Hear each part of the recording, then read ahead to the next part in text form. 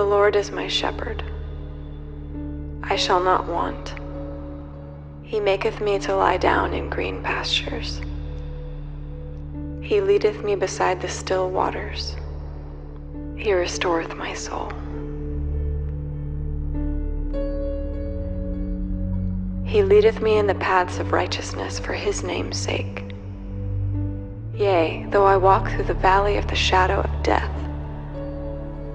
I will fear no evil,